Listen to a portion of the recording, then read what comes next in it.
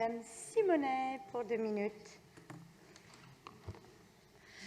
Bien, mais écoutez, franchement, quel déni démocratique que le débat que nous allons avoir, que nous avons là maintenant, puisque de toute façon, on débat alors que la maire a déjà signé le protocole d'accord.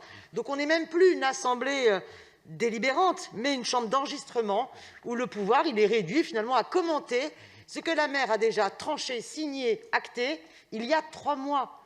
Enfin, je veux dire, c'est quand même un scandale. Alors que dire évidemment du déni aussi de la démocratie participative, parce que vous avez le collectif Retrouvons le Nord à la gare du Nord, mais plein d'autres associations, les usagers, les salariés de la gare du Nord, qui étaient opposés au projet. Est-ce qu'on les a écoutés? Non plus. Alors moi, je pense que Madame la maire, qui n'est même plus là dans ce débat, elle a mérité le label de Macron Compatibilité, le brevet d'accompagnement du système, d'accompagnement néolibéral, parce que ce projet Gare du Nord, de quoi est-il la marque? Il est la marque du modèle économique de partenariat public-privé. Et d'ailleurs, M. Emmanuel Grégoire l'avait bien dit lors d'un précédent Conseil de Paris.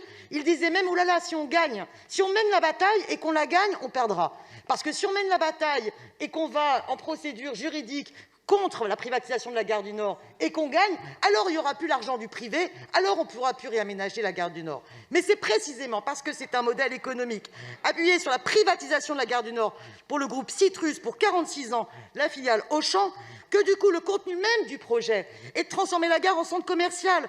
Et l'objectif, c'est de gérer les flux de voyageurs vers les commerces et non l'amélioration des usages de la gare pour le quotidien des voyageurs, l'intermodalité. Et le problème, c'est que là, c'est la gare du Nord, demain, ce sera gare d'Austerlitz, gare Montparnasse, c'est déjà bien engagé, et quid d'ailleurs de l'engagement de la ville de Paris contre la question d'Europa City qui redevient posée, puisque vous le savez, sur les terres de Gonesse, une nouvelle gare est prévue et où on sait pertinemment aussi les conséquences qu'il y aura derrière. Alors non, vous avez trahi vos engagements, vous aviez signé dans le pacte de transition, vous avez signé que vous étiez contre ce projet Gare du Nord, contre ces nouveaux centres commerciaux, et vous êtes fait élire sur cette ligne-là alors que vous la trahissez quelques mois après. Merci.